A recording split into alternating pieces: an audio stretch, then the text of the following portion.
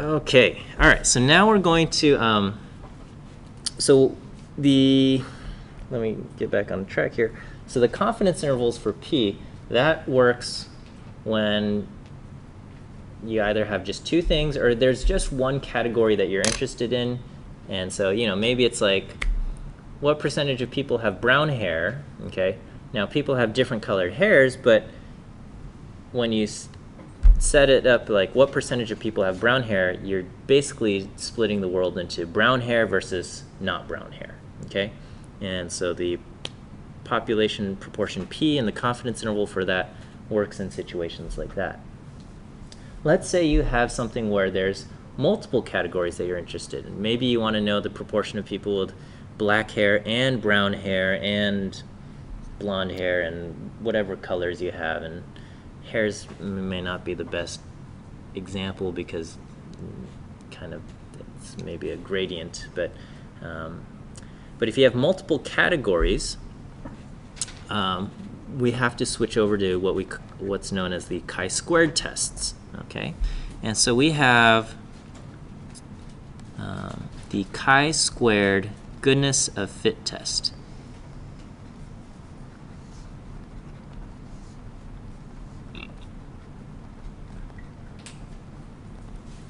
Is that the same thing as the genetics chi-square, or is it different?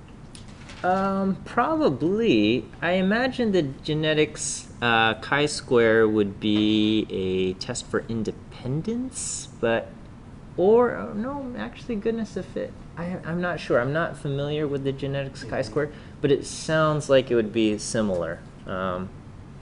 Okay, so the chi-squared goodness of fit test, you have categorical data.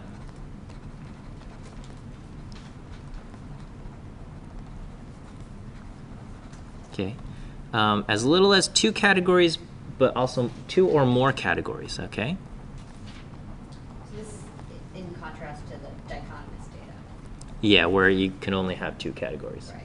Or maybe you're artificially making it into 2 categories. You're this thing or you're not, okay? So with the chi-squared goodness of fit test, you have categorical data, 2 or more categories, and you're just looking at one categorical variable, just one and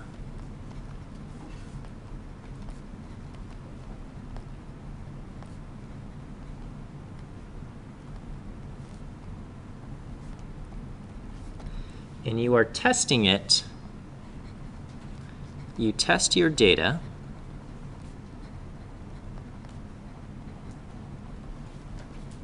against proportions that you have in mind.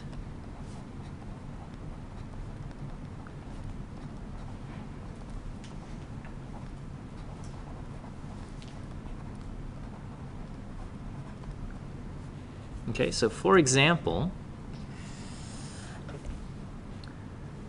we can test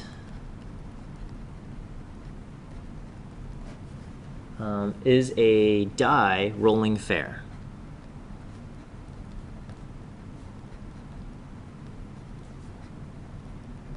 Okay, so your data, you go out, you roll a die a bunch of times, and you say the number 1 showed up I don't know, 20 times, the number 2 showed up 15 times, the number 3 showed up 21 times, etc., etc., etc., okay? 4 showed up this many times, 5 and 6 showed up whatever, 19, 24, and 20 times, or something like that, okay? And you want to know, is the die showing up, is it rolling fair, okay? So this is what your data looks like. You've got 6 categories, right? And we're testing it against proportions that we have in mind, right? So our null hypothesis would be the die rolls fair, and the proportions would be the probability of rolling a 1 is equal to 1 out of 6, the probability of rolling a 2 is equal to 1 out of 6. The probability of rolling a 3 is equal to 1 out of 6, etc., etc., etc. Probability of rolling a 6 is equal to 1 out of 6. Okay, that would be our null hypothesis in this case. And our alternative would be at least one of these proportions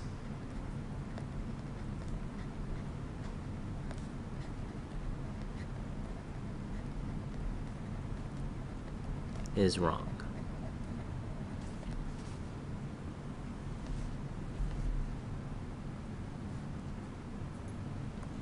Okay.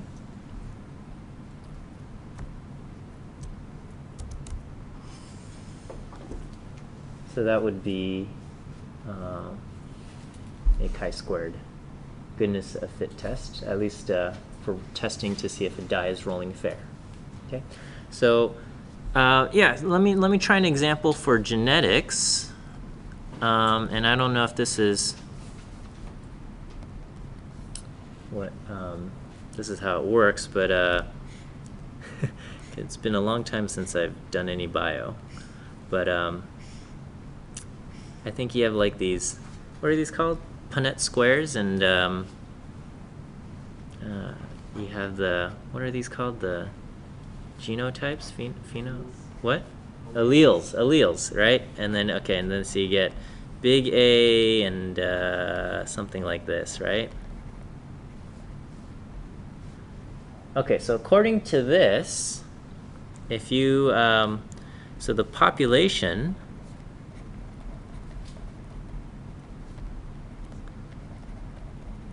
should be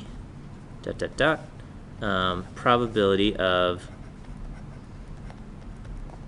should be 0.25, probability of this is 0.5, and the probability of this is 0.25. Okay, so maybe this is your hypothesis on how the alleles play out or something. Okay, and so if this model is true, then you should be seeing this when you look at your data. Okay, and then so our null hypothesis is basically this. Okay, it consists of a bunch of proportions, and then the alternative will say at least one of these proportions is wrong.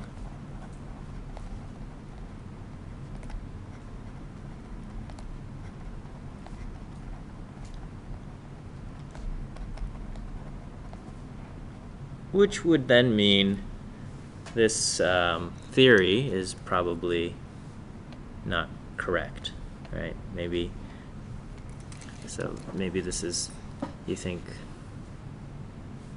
hair color is determined by this or something like this, okay? And you know, maybe this means you get blonde hair, and this means you get brown hair, and this means you get black hair, or something like that. I don't know. Okay,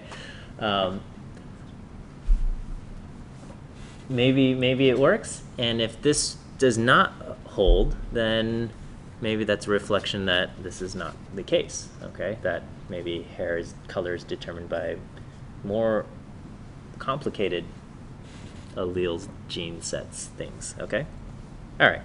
So so this is what we have. Okay, and so we do the ChiSquared test.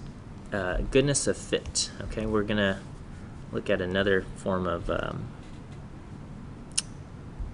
ChiSquared test. Okay, so the goodness of fit test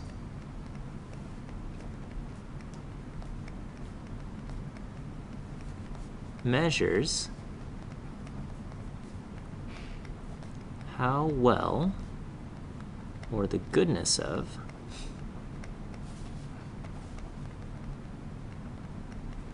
how well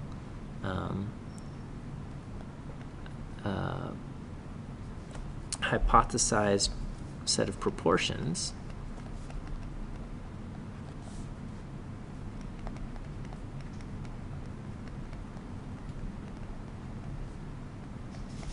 fit the data we observe.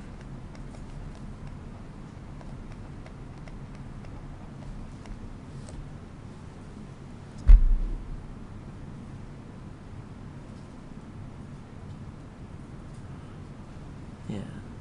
Goodness is kind of a strange word, right? Is how well something fits. Is there a noun for that? Because if you say the wellness of fit, it sounds like you're talking about someone's health. And if you say goodness, it sounds like you're talking about their moral character. But I don't know. Anyway, but it measures how well a hypothesized set of proportions fit the data we observe. And so to carry this out, we compare our observed data to what counts we would expect if the null hypothesis were true. Okay, so to do the test, we compare the counts of each category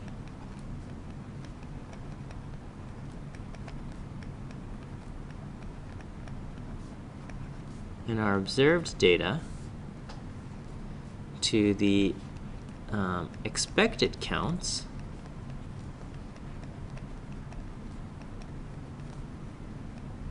if our null hypothesis were true.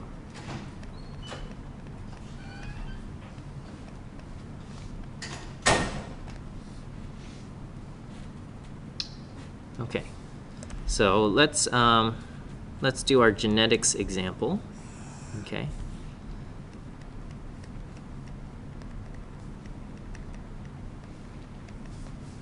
Okay, and so we said probability of, this is 0.25. So the null hypothesis, again, our null hypothesis states that these proportions should appear.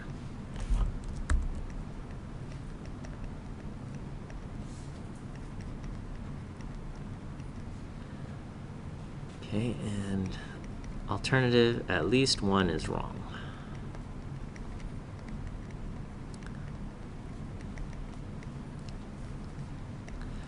A note about the alternative hypotheses: if you have more than two categories, it will always be non-directional. If you only have two categories, it could be directional.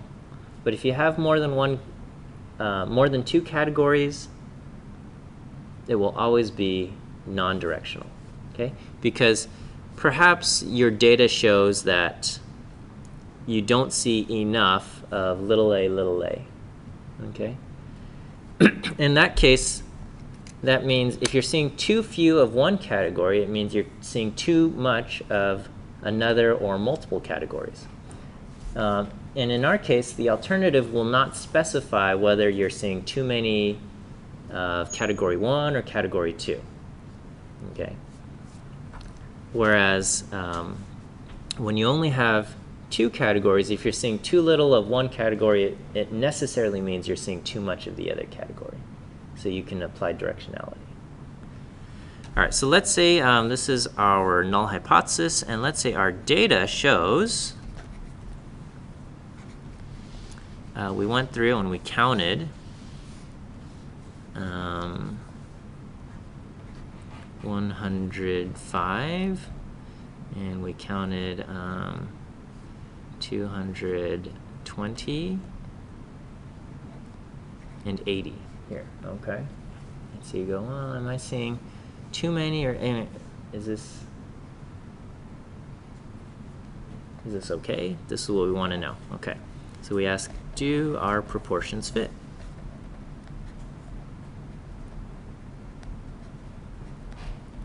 Fit the data. Okay. So how many observations total did I have? I have 405.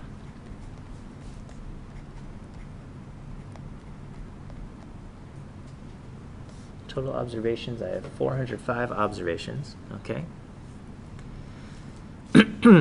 So if the null hypothesis were true,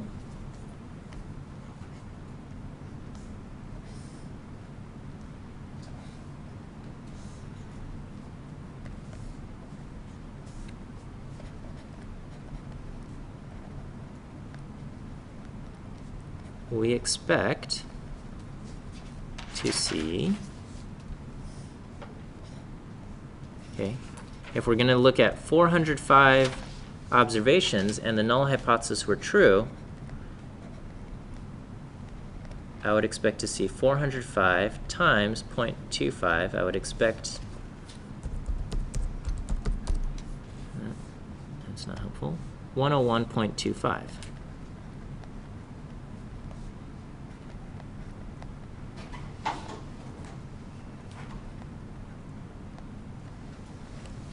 Right.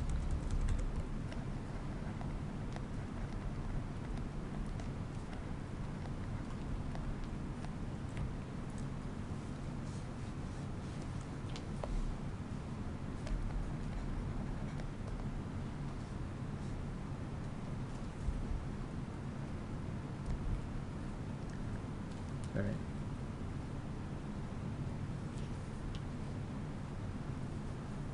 Is this okay? How I'm getting my expected counts? Or all I'm saying is if I have a total of 405 observations, I expect this, okay? And it's okay that our expected counts have decimals. That's okay. Of course, when we observe, we're not going to get decimals, but under the expectation, we expect to see this. Okay. And I am running out of space here, but I'm going to go to the next slide.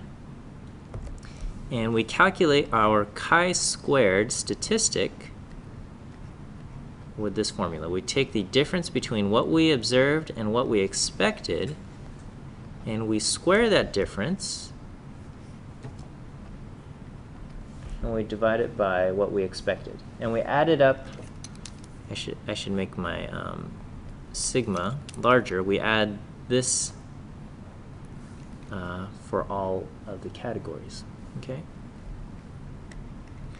So I observed 105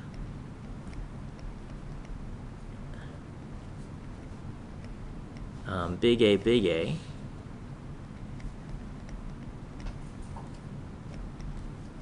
and I think it was 220 big A, little a, and I think it was 80.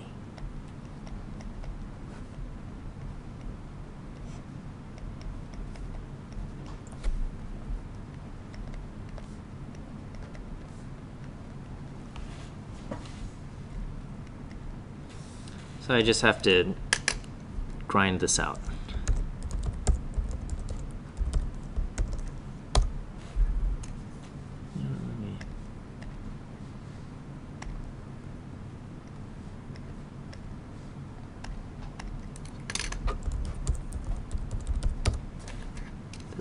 .75 squared over 101.25, so I get 0.1389. 220 minus 202.5 squared over 202.5, 1.512.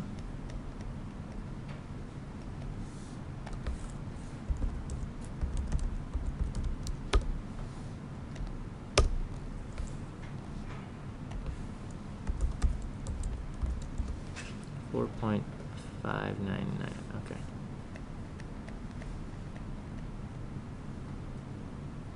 All right, it's 4.46.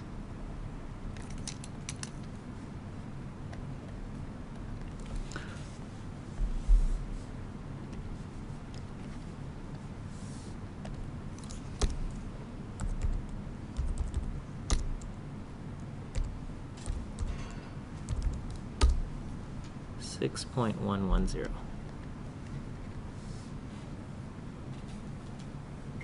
Something like that. 6.111. I don't know. Okay. Is that cool?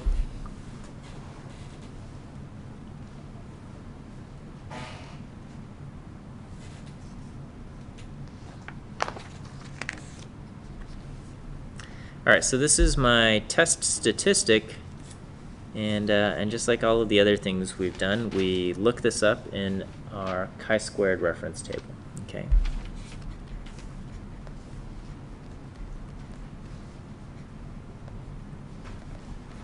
The reference table requires degrees of freedom, so our degrees of freedom is equal to the number of categories minus 1.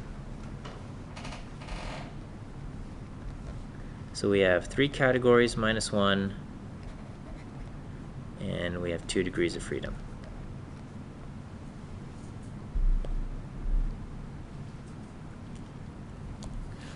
So I go to the table with 2 degrees of freedom.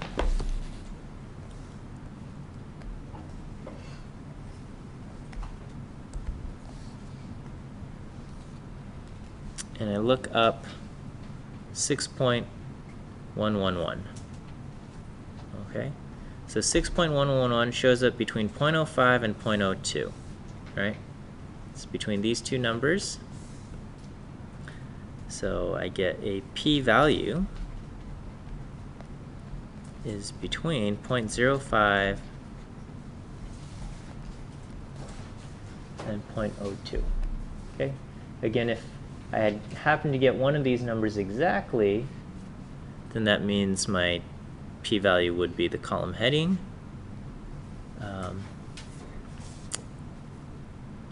And if not, would that be a null hypothesis? Then it's between. So our null hypothesis, so let's take a look here. Our null hypothesis is that these proportions apply to our population. Okay? And when we gathered data, what we observed is, 105 big A, 220 big A, little a, and 80 little a. And so when I do the chi-squared statistic, I end up getting a p-value between 2 and 5%. So the interpretation of this is that if my proposed proportions are correct, or my hypothesized proportions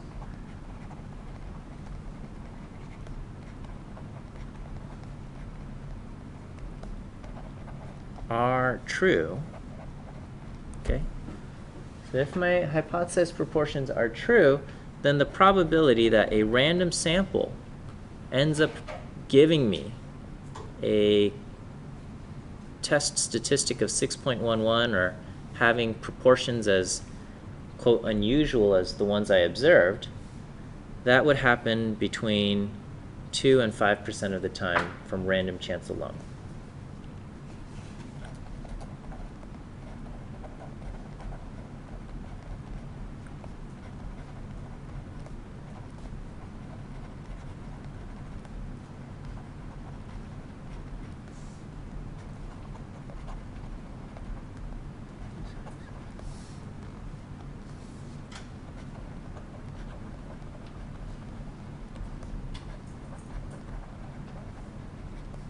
The proportions I observed, or anything more unusual,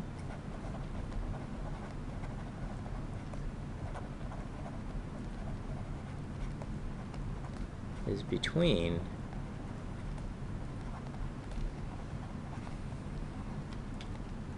okay, and so we have to make a judgment call. Our rule of thumb is generally that alpha is 5%, but perhaps you want to wait until you have even more evidence before you reject your model, the proportions that you have in mind.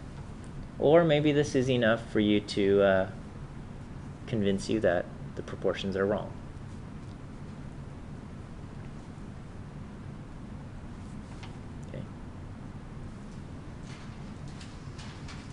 Does the interpretation of the p-value make sense? Okay, so you know, if we use alpha equal to 0.05, we would reject the null hypothesis, and we conclude that at least one of the proportions, one of the proposed proportions is incorrect.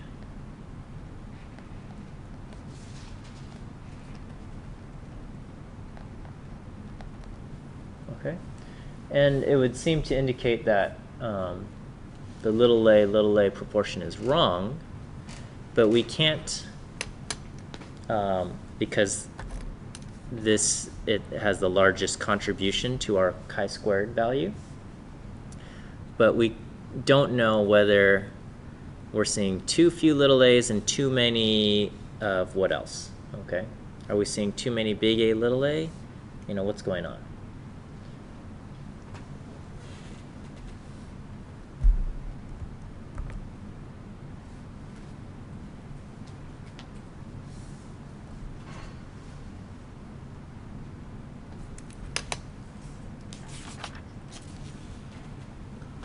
Yes. Yeah, so with the chi-square, you know, all of these test tables are, it's a mess, right? So it says column headings are non-directional. It says on the table to help you keep everything straight. Column headings are non-directional p-values. If the alternative is directional, which is only possible when degrees of freedom equals 1, the directional p-values are found by dividing column headings in half.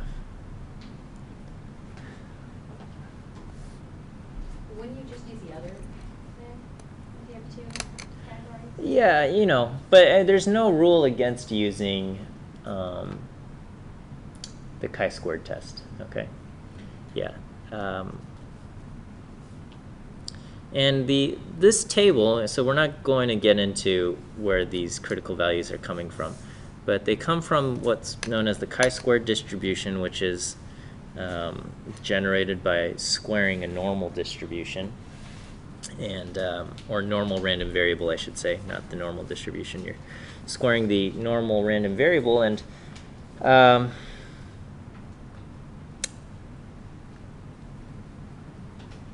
was I saying? Yeah, you can use it even if you have only 2 categories. There's no rule against that. There is an underlying normality assumption, even though we're dealing with categorical variables. There is an underlying normality assumption in that kind of the like with the normal approximation to the binomial, which depends on a categorical variable. The same kind of thing applies, and depending on which textbook you read, the rule for applying the chi-squared test is that each category, when you do the expected table, each category in the expected table needs to have at least 5 expected in the category. Okay? You need to expect at least to observe 5 in a certain category. And if you do the expectations table, and you get a number less than 5, then they recommend collapsing that category into another category. So perhaps, you know, let's say you did hair color or something like that, and you have a fairly small classroom or whatever, 30 people or something, and maybe under your model you're expecting, you know, 2% of people to have red hair or something like that. I have no idea, okay?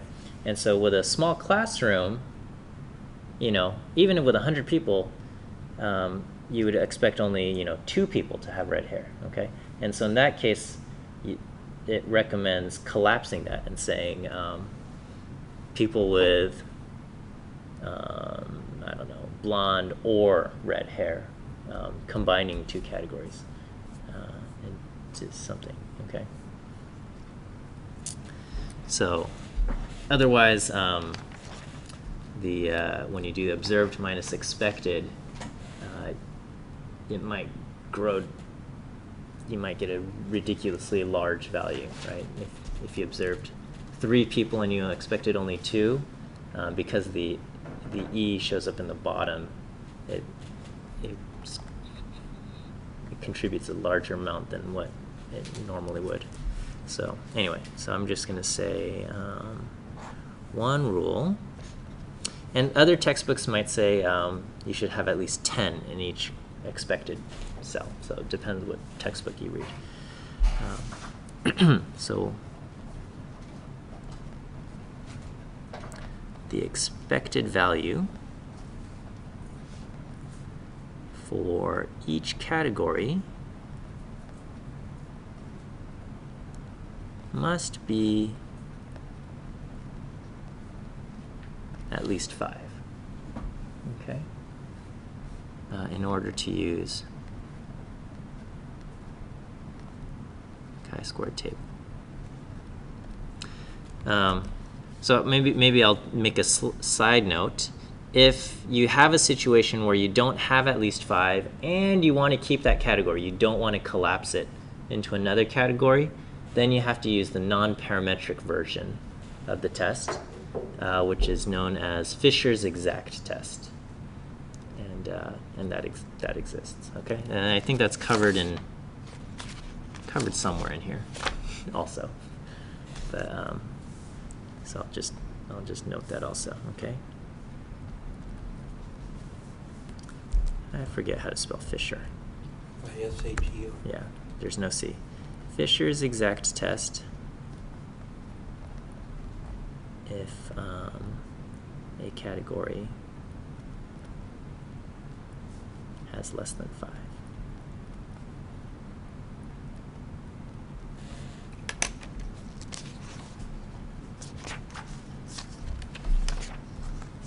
When you say collapse, does that mean Like you combine it into another group.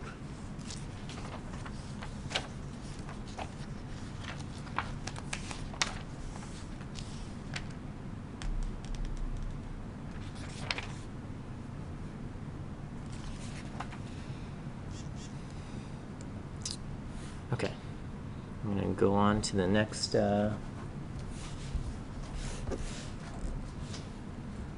page here.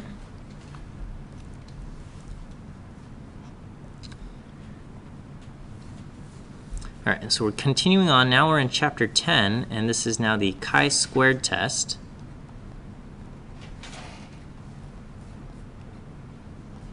For independence.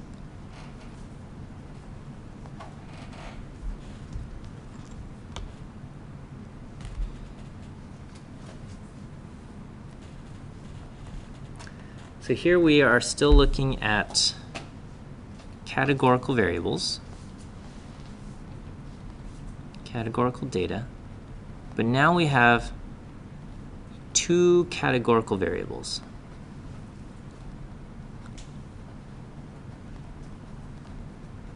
And we want to know, is there a relationship between these 2 variables?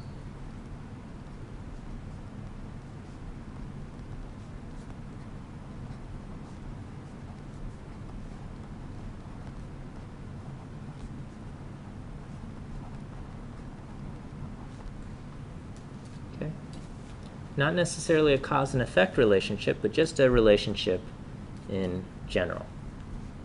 Okay?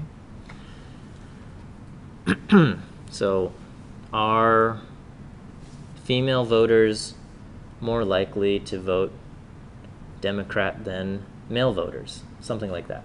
Okay?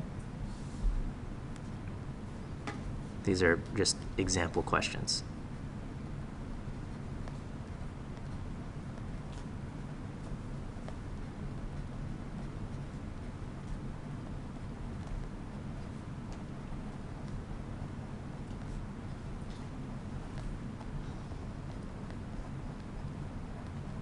Okay, or are, are patients treated with the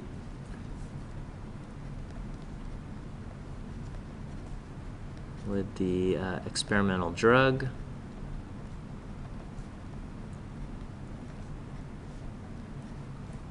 More likely to be cancer-free in 3 years than those treated with the current existing drug.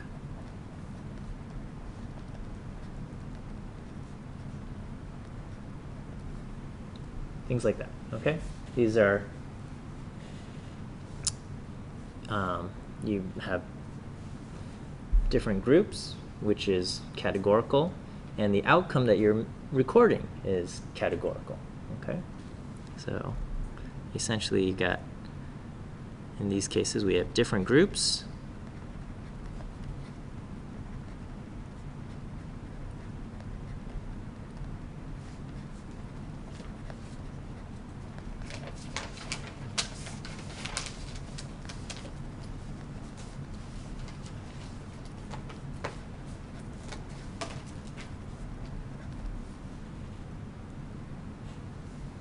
So in all circumstances, or in all situations with the chi-squared test for independence, our null hypothesis is that the two variables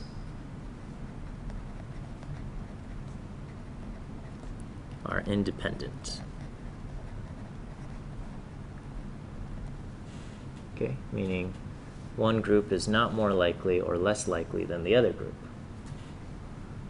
So in our two examples, the null hypothesis would be probability of vote, I'm just going to write vote D for vote Democrat, given that someone is female, is equal to the probability of voting Democrat, given that the voter is male. So that would be one way to express the two variables being independent. Or if you want to use words, you can just say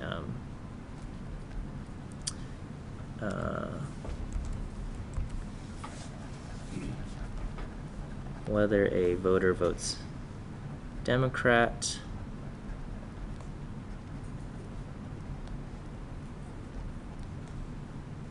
is independent of the voter's sex. Okay.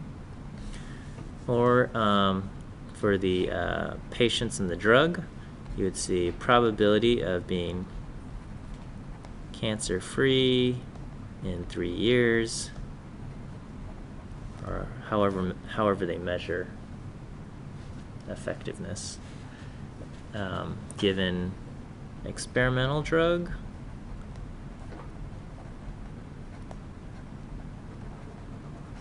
is equal to the probability of being cancer-free in 3 years, given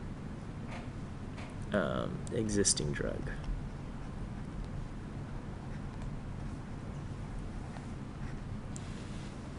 Or something like that, right? Okay, and then the alternative.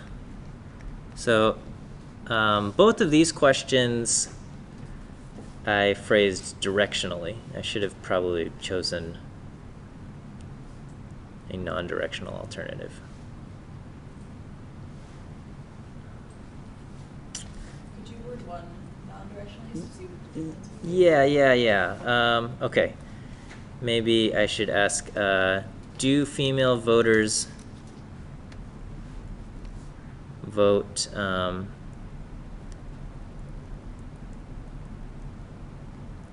a different rate for Democrats than male voters? So I'll write, do female voters vote for Democrats at a different rate from male voters.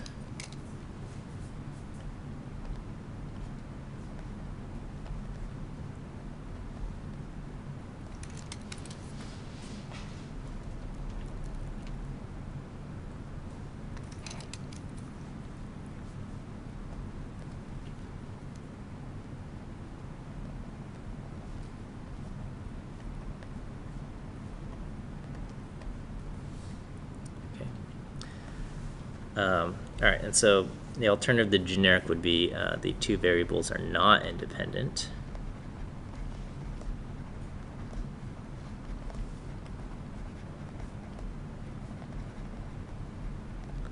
And in our examples, we would write probability of vote Democrat given female is different or not equal to the probability of voting Democrat given male.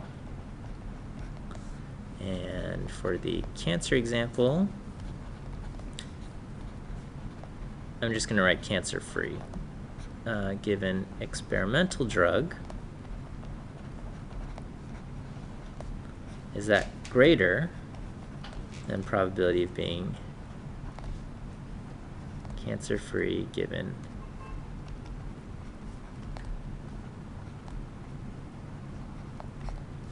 existing drug?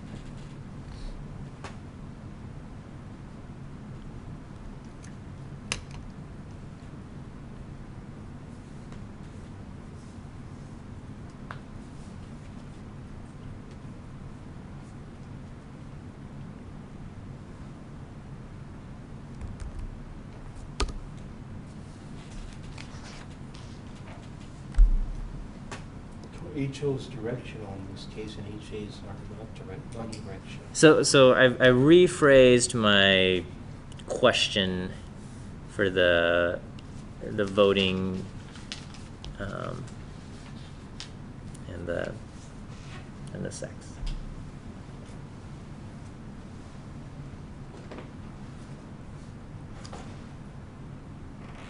Okay.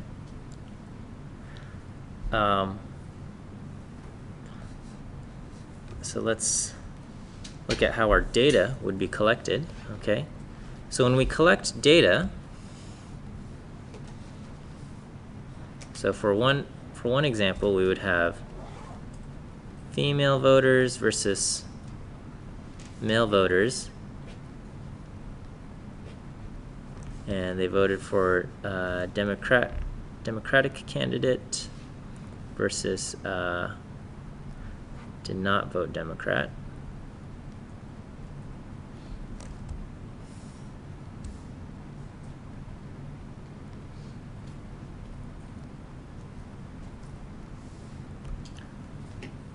And then you would count.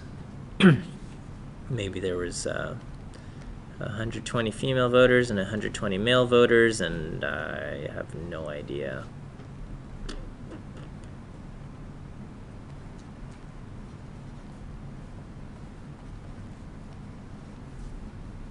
Completely making up these numbers, so don't hold this against me. Okay.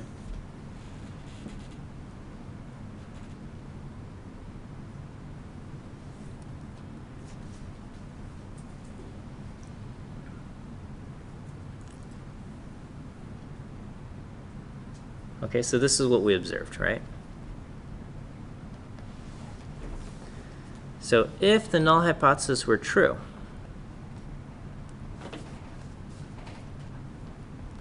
with 240 voters, we expect ... What would we expect our table to look like?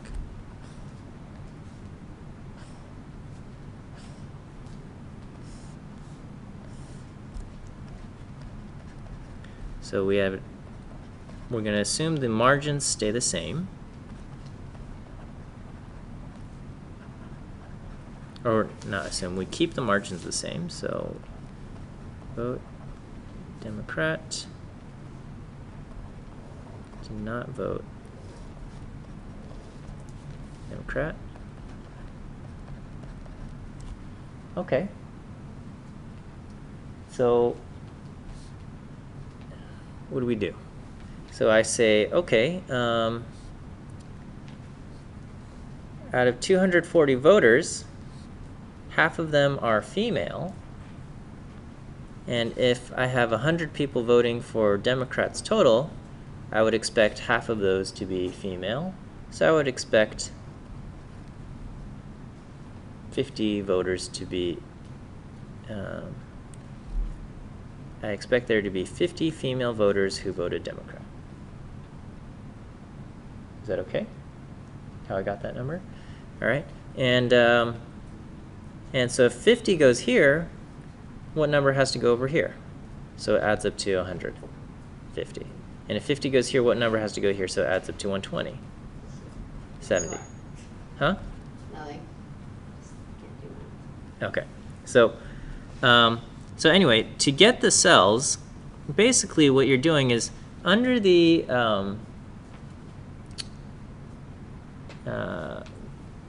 probability rule for independence, right? The probability of A and B is the probability of A times the probability of B. And that's essentially what we did here. Okay, I said, well, the probability of A overall is 120. I mean, is 120 over 240 or 0.5. And the probability of voting Democrat would be 100 over 240.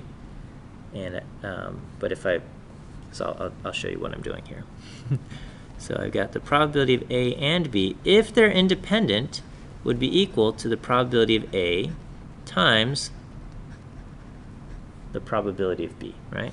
The probability of A can be seen as kind of the column total divided by grand total. And the probability of B can be thought of as the row total divided by the grand total. Okay? And so the probability of A and B will be column total times row total divided by grand total squared.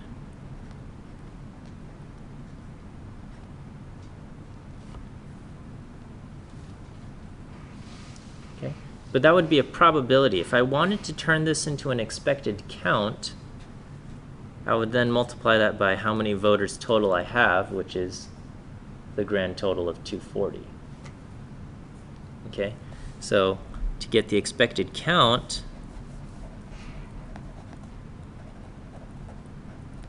I would do column total times row total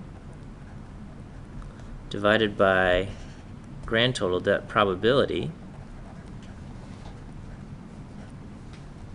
times how many voters, or times the grand total. Okay? And so essentially this grand total and this grand total cancel each other out, and so my expected count ends up being column total times row total divided by grand total. So this is kind of our shortcut here.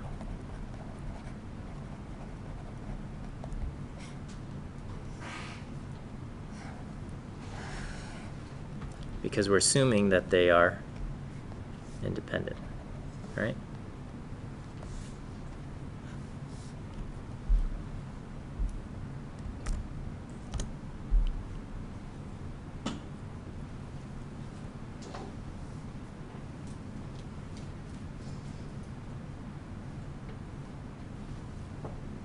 Is this okay? Can we actually apply that to that data? Is that what you're going to do next? So we did that when we got this table. Oh, okay. Okay, so this 50, I could also calculate by doing the column total 120 times the row total of 100 divided by 240, and you will get 50 if you do that math.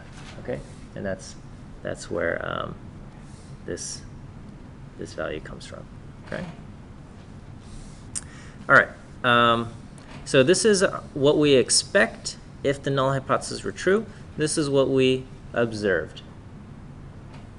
And so we calculate the chi-squared statistic for our difference, which is the same as before. We do observed minus expected squared over expected. Okay? And we do this for all interior cells, so we don't do it for the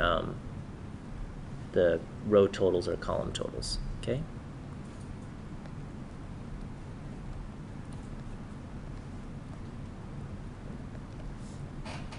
Sorry, can you say that again? So Overall. yeah, for all interior cells. Okay? So just the 4 cells on the inside. All right, so I'm going to go ahead and do that. So I do 60 divided minus 50 quantity squared over 50, and I just go through all of these. 40 minus 50 quantity squared over 50 plus 60 minus 70 squared. Whoops. So don't forget to do it for all interior cells.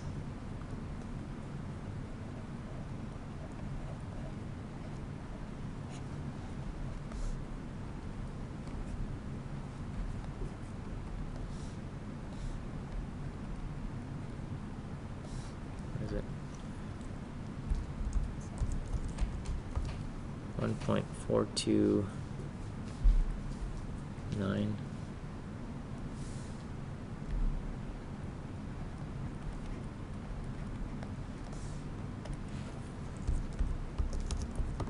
So I get 6.857.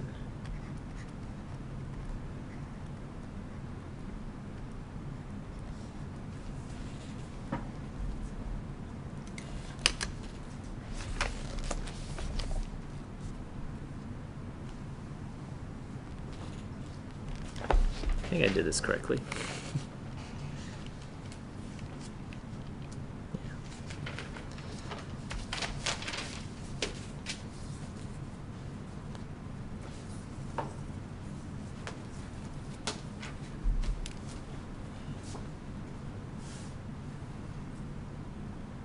Is this okay? All right, and so now I go to the chi-squared table to look up my test statistic. Now, and this is where it differs from the goodness of fit test, is that our degrees of freedom is found by doing column total, or I'm sorry, number of columns minus 1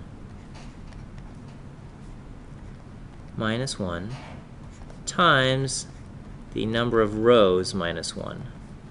Okay? And so here I have 2 minus 1, which is 1, times 2 minus 1, which is 1. I have 1 degree of freedom. So in our test, we have 1 degree of freedom. And we kind of saw that. Or actually, we did see it. Because once I found the number for expected number here, once I knew that this number was 50, all 3 other cells were determined instantly, because in order for the rows to add up and columns to add up, I couldn't put any other number there. Okay, so once one number was determined, all 3 other numbers were determined. So that kind of illustrates the idea of degrees of freedom there. All right, so I go to my chi-squared table, 1 degree of freedom, and I look up the chi-squared statistic 6.857. And what do I find? Yeah, so my resulting p-value, or I should say my resulting tail area, is between 0.01 and 0.001, okay, from the chi-squared table.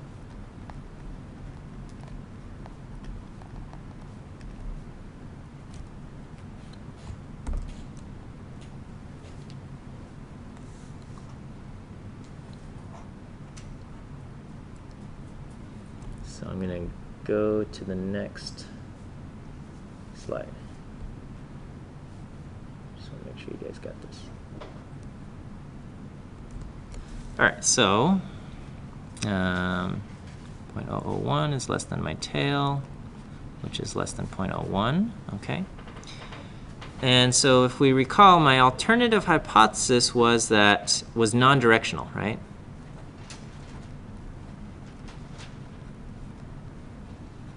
And it stated that the probability that someone votes Democrat given female is different from the probability of voting Democrat given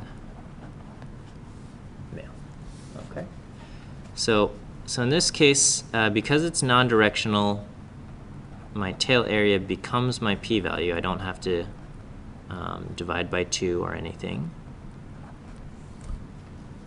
Just following what the table says. And I would say we have evidence, okay, or our data provides evidence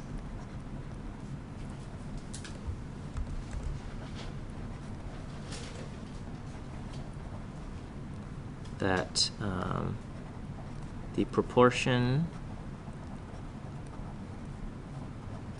of females who vote for Democratic candidates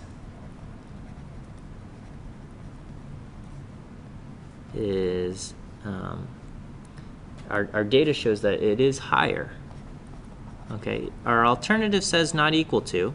We've rejected that, and our data shows that it is higher than the proportion of male voters who vote for Democratic candidates.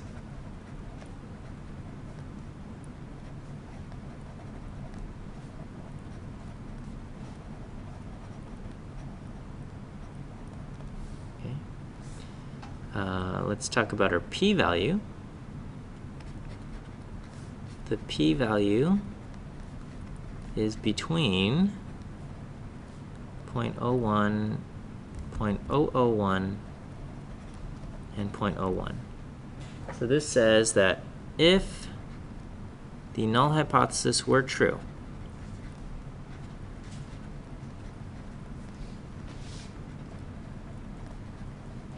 okay, that there is no difference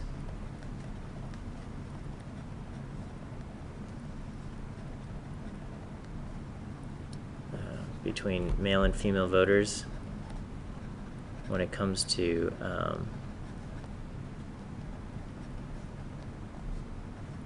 as far as voting Democrat for Democratic candidates go.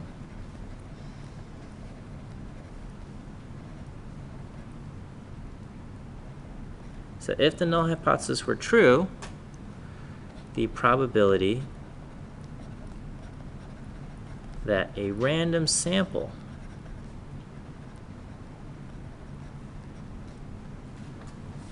would produce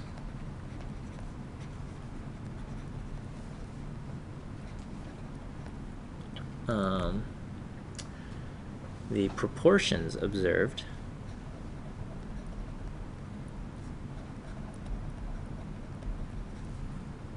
or something more unusual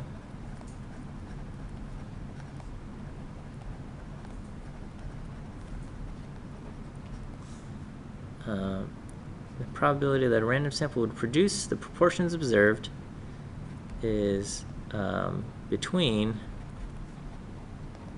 1 in 100 and 1 in 1,000. Okay? And because that's such a low probability, we're going to reject our null hypothesis. Come to the conclusion that females and males have different voting preferences as far as the Democratic Party is concerned. Which I think is true in the general populace. I don't really know actually, but I think so. Unless null hypothesis is true. Hmm?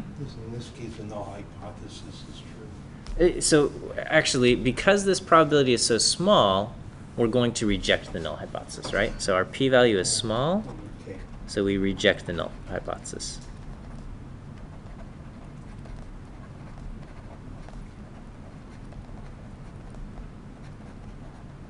Now, it is possible that the null hypothesis actually is true. It is possible that in the population, male voters and female voters both vote for Democratic candidates with the same probability. Like if we have the alpha is like at 0.01. Yeah, so it is possible that the null hypothesis is true, but that would mean our sample was just freakishly unusual. Okay, maybe we didn't actually get a random sample like we thought we did. Okay, so all of this is under the assumption that it's under random sampling. Okay, but maybe we didn't get a random sample or something. And so you can see if your sampling method is poor, it could also lead you to the wrong conclusions. Okay, and so yeah, but yeah, even with an alpha of 0.01, we would still reject the null hypothesis here. All right. Are there any questions on testing for independence? Okay. So when do we use the test for independence versus the test for goodness of fit?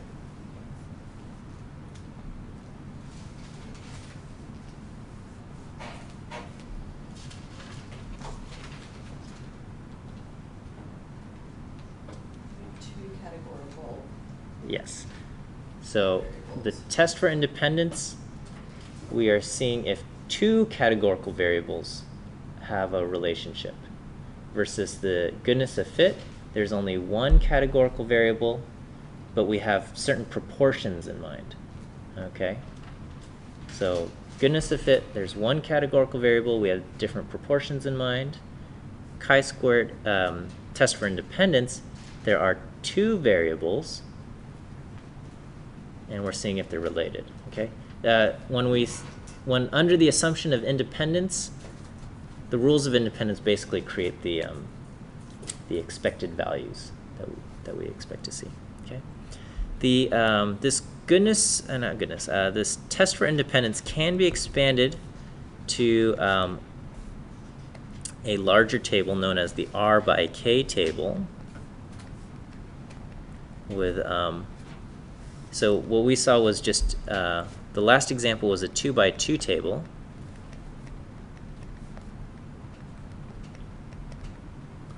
But perhaps you want to know, you've got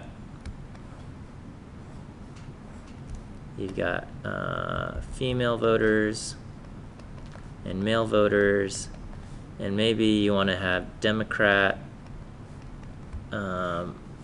Party, Republican, and we'll say independent. Okay, maybe we're asking, are you maybe independent / other. Okay, are you registered voter for each of these? So now you have 3 categories that you're interested in or something. Okay, so in this case we have 3 rows and 2 columns. Same idea. Okay, null hypothesis, gender is independent of party preference.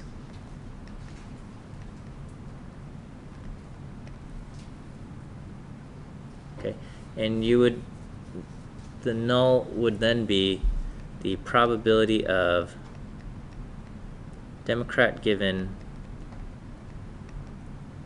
female is equal to the probability of Democrat given male, and then probability of Republican given female is equal to probability of. So you can see this gets rather tedious quickly, writing all of these out.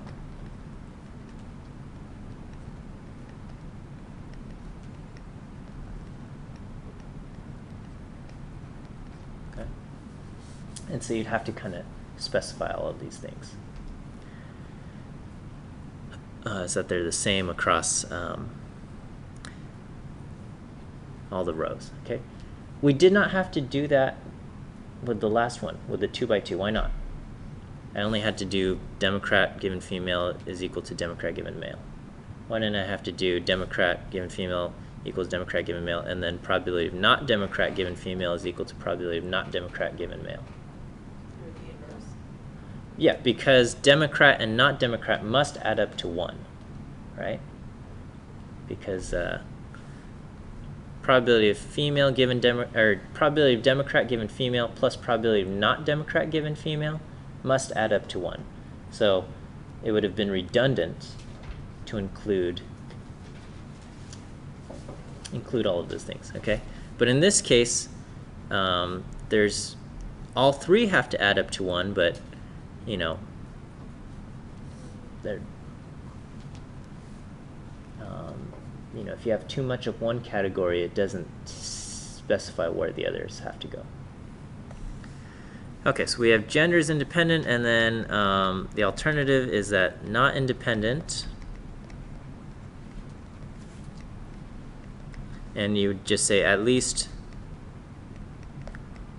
one of the above equalities is wrong.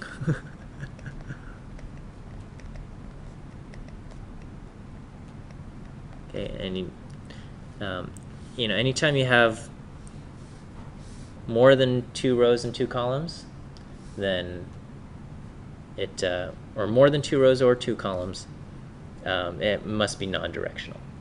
Okay. Chi-squared statistic is found exactly the same way. Or expected counts are found the same way. Chi-squared statistic is found the same way. The only thing that changes is the degrees of freedom, or actually degrees of freedom is still the same. Number of rows minus 1 times number of columns minus 1. Oh, so that is the same. Okay, yeah. So this is just the R by K table, and it expands. So same idea. Expected counts are still, you know, row total times column total divided by grand total. Same stuff. And chi-squared statistic is still observed minus expected quantity squared over expected. Same thing.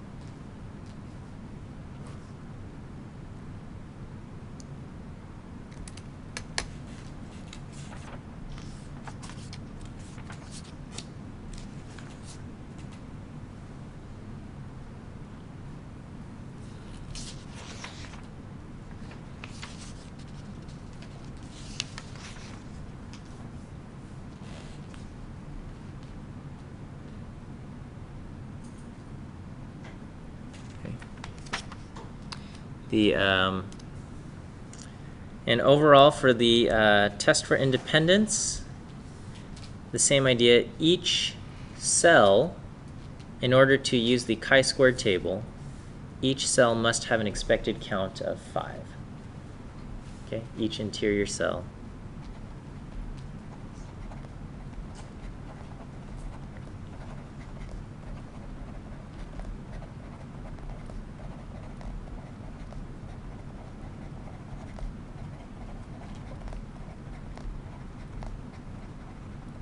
At least 5 in order for us to use the chi-squared table. Okay. Otherwise, use Fisher's exact.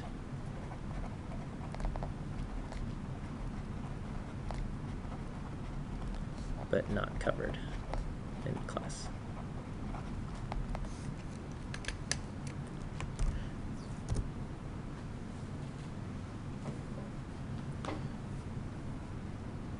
But at least you know that it's out there. Okay. That takes you through, I think, section 10.6 in the textbook. Yeah, you can skip the last couple sections and chapter 10. You can read them if you're interested, but you don't have to. And that's all I've got for you guys today. So we'll see you guys next week. Have a good night.